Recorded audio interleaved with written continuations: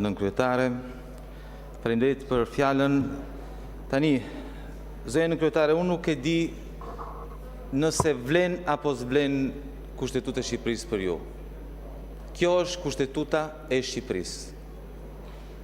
Neni 80 i Kushtetutës së Shqipërisë, zonja kryetare, thotë që kryeministri dhe çdo antar tjetër i Këshillit të Ministrave është i detyruar të përgjigjet interpelancave dhe pyetjeve të deputetëve brenda 3 javëve. Tani, kam kërkuar një interpelancë në korrik të 2023-shit me Belinda Ballukun.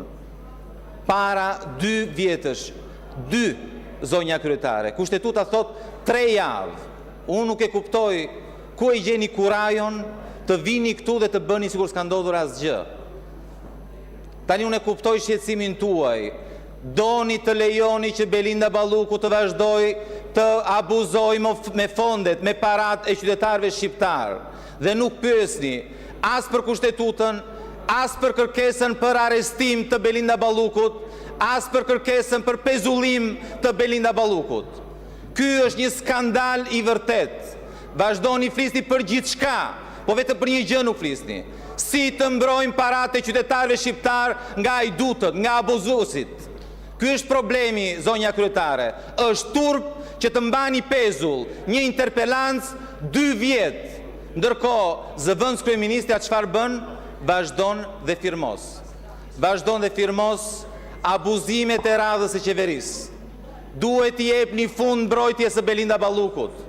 Duhet t'i jepni fund vjedhjeve të parave të qytetarëve shqiptar. Mjaft më. Nuk mund të shkelni Kushtetutën. Nuk mund të shkelni premtimin që ju keni bërë qytetarëve shqiptar, që do punoni për ta, që paratë e tyre nuk do t'i vidhni, po do t'i harxhoni për spitale, për arsim, për infrastrukturë. Nuk mund të vazhdojnë në këtë mënyrë.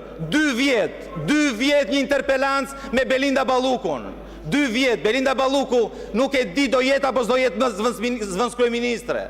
Nuk e di do jetë apo s'do jetë më deputete e këtij kuvendi. Ndërkohë ka një interpelancë 2 vjet, zonja nën kryetare. Kushtetuta e Shqipërisë, neni 80, brenda 3 javëve. Ju keni 2 vjet. 2 vjet që mbroni Belinda Ballukun. Është turp. Zoti Gogu, keni kërkuar fjalën.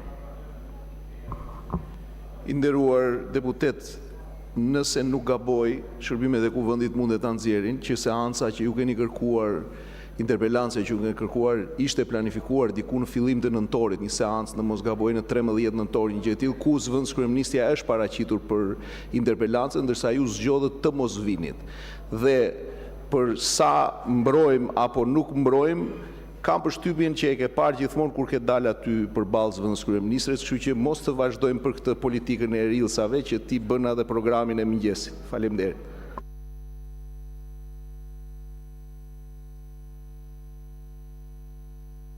Atëherë, për një njoftim për të gjithë kolegët deputet që kanë kërkuar interpelanca, ne do të vazhdojmë me rendin e ditës dhe do të miratojmë kalendarin ku janë të përfshira edhe interpelancat që keni kërkuar ju. Zoti Sheaj, uluni ju lutem dhe më lejoni që të vazhdoj me njoftimin e kalendarit dhe të programit në të cilën janë të përfshira dhe interpelancat e kërkuara nga deputetët. Jo, zoti Sheaj, sepse replika dhe fjala juaj që kërkoni nuk ka lidhje fare me rregulloren e kuvendit. Ju lutem uluni. Atëre, ju njoftoj se në kuvend gjatë kësaj jave janë depozituar një akt nga Këshilli i Ministrave, një nisëm deputeti dhe 2 kërkesa për seancë pyetjesh. Titullin e çështjes së depozituar e gjeni në sistemin këtu në sallë, ndërsa materialet e depozituara e gjeni në sistemin i parlament dhe në faqen zyrtare në kuvend. Ju njoftoj se në datë 29 janar u mblodh konferenca e kryetarëve për të shqyrtuar projekt programin e punës për periudhën 9 shkurt 20 mars 2026 dhe projekt kalendarin e punimeve të kuvendit për periudhën 9 deri 27 shkurt 2026. Në konferencën e kryetarëve nuk pati mirë kuptim lidhur me projekt programin dhe projekt kalendarin e punimeve të kuvendit. Në bazë të nenit 26.6, nenit 27.4 të rregullores, kur në konferencën e kryetarëve nuk arrihet mirëkuptim për programin dhe kalendarin e punimeve, kryetari i kuvendit e harton vetë ato dhe ja paraqet për miratim kuvendit në seancë plenare. Programi automatikisht bëhet 3 javor. Kuvendi vendos me votim të hapur miratimin e programit dhe kalendarit pas diskutimit për një folës pro dhe një folës kundër. Kush e do fjalën për pro? Ju lutem, e do njëri fjalën për pro në lidhje me programin dhe kalendarin? Jeni dakord? Kush është pro? Fjalën kundër?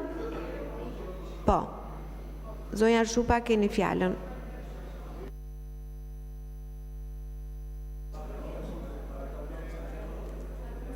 Faleminderit në kryetare.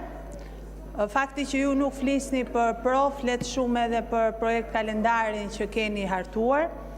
Në fakt, opozita në konferencën e kryetarëve ka mbajtur një qëndrim të qartë sepse nuk e ka miratuar këtë projekt kalendar. Së pari sepse ky kuvend ka refuzuar të pranoj një kalendar tjetër, kalendarin për mbledhjen e Këshillit të Mandateve. Ky kuvend në një mënyrë të paprecedent dhe pa u bazuar në asnjë rregullore, nuk e mbledh Këshillin e Mandateve dhe kur e kërkojnë 5 antar të Këshillit të Mandateve në paritet të plot me majorancën dhe sipas rregullores së kuvendit. Nuk e mbledh atë as kur e thret vetë kryetari i kuvendit, njofton datën 28 janar dhe më pas e shuan një vendim me një SMS, në cilin parlament një vendim, një urdhër i shpallur, një mbledhje e thirrur shuhet me një SMS, në cilin parlament kur 5 antar të Këshillit të Mandateve kërkojnë sipas rregullores dhe depozitojnë kërkesë për të futur një mbledhje e Këshillit të Mandateve, për të shqyrtuar kërkesën e SPAK-ut për imunitetin e zëvendës kryeministres, kuvendi nuk e zbaton. Kjo duhet ishte çështja themelore e kuvendit. Alibia e Partisë Socialiste se me demek po presin gjykatën kushtetuese, a thua se ne në gjykatë kushtetuese kemi çështjen e imunitetit të një deputete, tregon qartësisht që është thjesht përdorja e parlamentit si një mbrojtëse për interesat e qeverisë. Në gjykatën kushtetuese, të nderuar kolegë, nëse ju kanë gënjyer, nuk ka asnjë çështje që gjykon imunitetin e një deputeti. Në gjykatën kushtetuese nuk ka asnjë çështje që lidhet nëse duhet japi autorizim apo jo kuvendi për imunitetin e një deputeti. Në gjykatën kushtetuese ka një çështje për një antar të Këshillit të Ministrave, për funksionet e veta si antare e Këshillit të Ministrave, si zëvendës kryeministre dhe si ministre. Ka një çështje midis Këshillit të Ministrave, ku kuvendi sigurisht do të japi qëndrimin e vet, por nuk ka asnjë lidhje me atë që ne do të shqyrtojmë. Dhe askush nga ne nuk ka kuptuar se shlidhje ka edhe nëse pezullohet, edhe nëse nuk pezullohet me vendimin për imunitetin. Na iluminoni ju. Nëse pezullohet, ja jepni imunitetin, apo nëse nuk pezullohet, nuk ja jepni, çfarë keni vendosur? Si është kjo lidhje imagjinare që keni krijuar midis vendimarrjes së gjykatës kushtetuese për një çështje të një antari të Këshillit të Ministrave dhe vendimarrjes së kuvendit për imunitetin e një deputeti. Kur ju kuvendin e ktheni si një zyrë paradhon të kryeministrisë që duhet bëj urdhrat që ju vinë me SMS, sigurisht që kjo opozit nuk do ta votoj kurrë një kalendar, nuk do ta votoj kurrë një program me ju, nuk do të vendosni ju agjendën e kuvendit që mos jetë një agjendë që i përgjigjet interesit qytetarëve, sepse interesi qytetarëve sot është që asnjë i korruptuar të mos ketë imunitet. Interesi qytetarëve sot është që drejtësia të veprojë.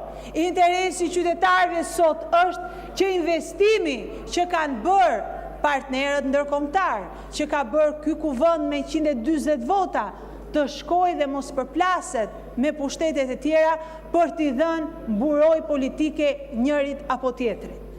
Patjetër që cili do nga ne, cili do nga qytetarët shqiptarë që mund t'a pyesni, dihet në rrezik kur fondet publike vazhdojnë dhe menaxhohen nga njerëz të cilët drejtësia thot se i vjedhin, të cilët drejtësia thot se i abuzojnë. Rrugë që bien çdo ditë. Nuk ka një ditë që mos ketë lajm, u rrëzua kjo rrugë, u qa ky tunel, ra ai mal se piu ujë, shpikje, do me thënë që nuk i kishim dëgjuar as në për filmat që thoni ju, piu mali ujë edhe ra rruga, do me thënë e strad nga ato që nuk ka perceptim njerëzor që i pranon, dhe vini këtu dhe thoni, hajde votojmë një projekt kalendar.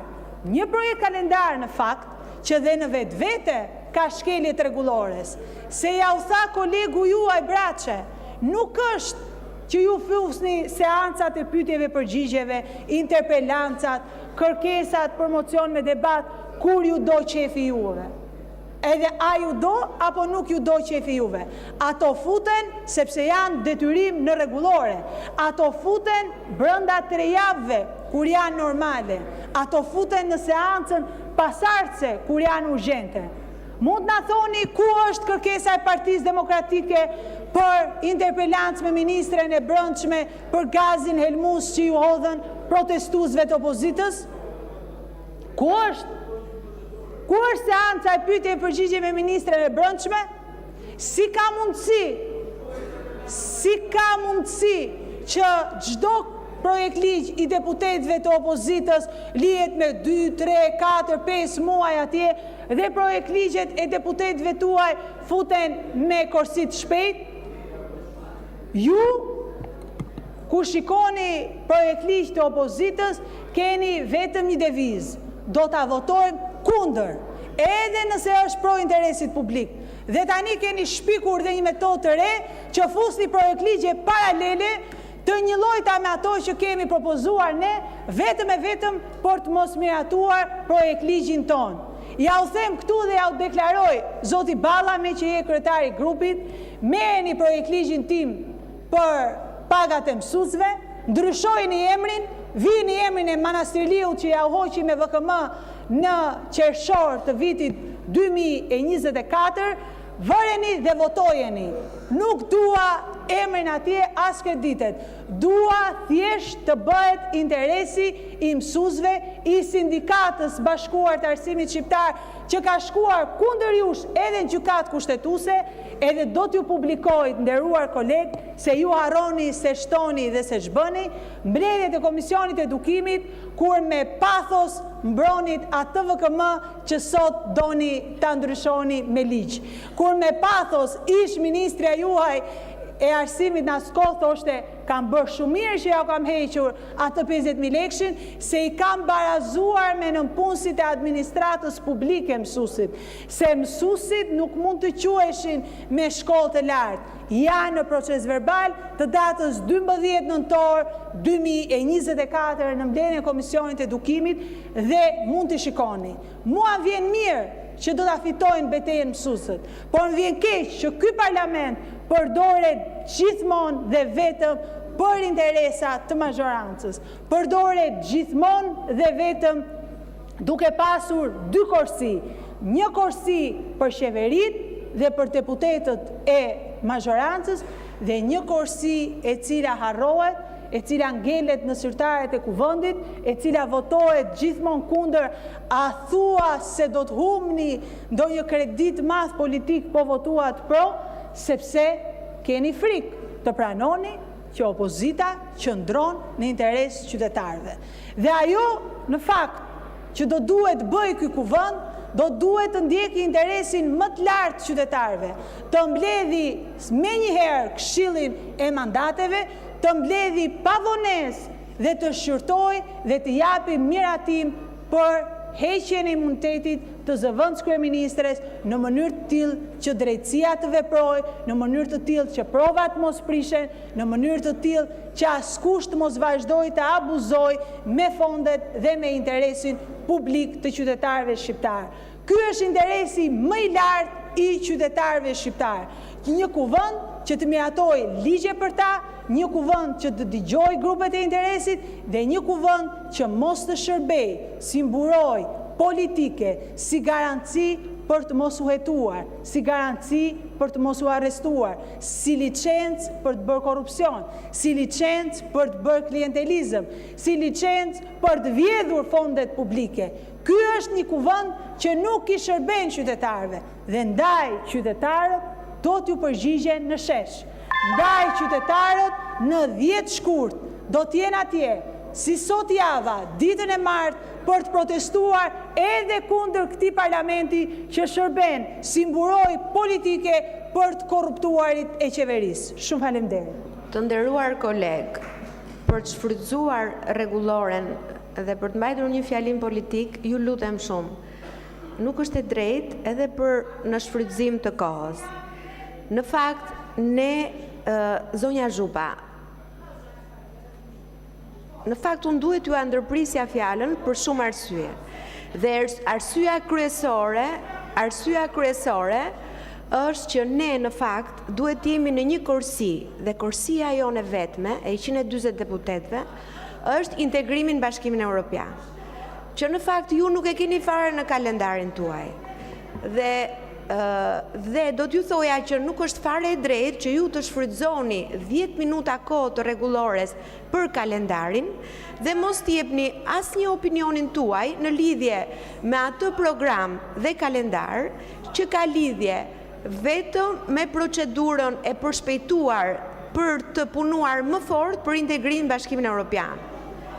Dhe nëse do të zbatojmë rregulloren dhe do të zbatojmë kushtetutën, do t'ishte shumë mirë që ashtu siç na kanë votuar edhe shqiptarët, të punojmë të gjithë bashkë dhe jo të mos kemi dakordsi edhe për kalendarin e punimeve në kuvend.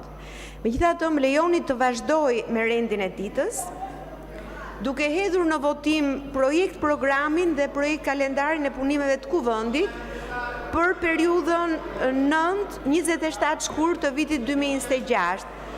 Votimi është i hapur dhe me karton. Kush është pro? Sa janë?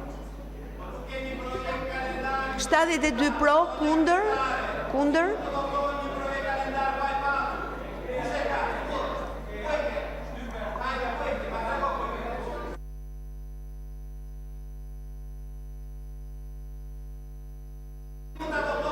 Atëherë, 5 kundër, miratohet projekt kalendari dhe projekt programi për periudhën 9-27 shkurt të vitit 2026. Gjithashtu një joftoj se konferenca e kryetarëve e datës 29 janar vendosi që pjesa e rendit të ditës të seancës së sotme do të jetë edhe projekt vendimi për ngritjen e Komisionit Hetimor të Kuvendit për kontrollin e ligjshmërisë në administrimin e fondeve të IPAR 2, instrumenti i asistencës së paraantarësimit për zhvillimin rural.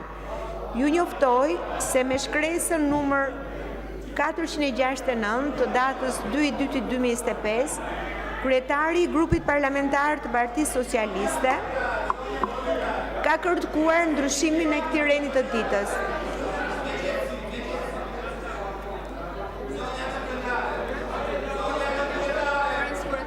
Ju lutem zoti Shehaj, kalendari është miratuar, e kemi miratuar kalendarin. Ju lutem zoti Shehaj, në adresën tuaj të emailit keni të gjithë informacionin. Uluni, mos prishni rendin në sallë. Zoti Shehaj, ju tërheq vëmendje për prishje të rendit në sallë, ju lutem uluni. Ju lutem uluni. Zoti Shehaj, uluni në vendin tuaj. Koleg, vazhdojmë. Ju njoftoj se me shkresën numër 469, zoti Shehaj ju tërheq vëmendjen për fjalorin e përdorur. Uluni në vend. projekt ligji për disa shtesa dhe ndryshime në ligjin numër 8874 të datës 26/3/2002 për kontrollin e lëndëve që përdoren për fabrikimin e paligjshëm të lëndëve narkotike dhe psikotrop dhe projekt ligji për disa shtesa në ligjin numër 7975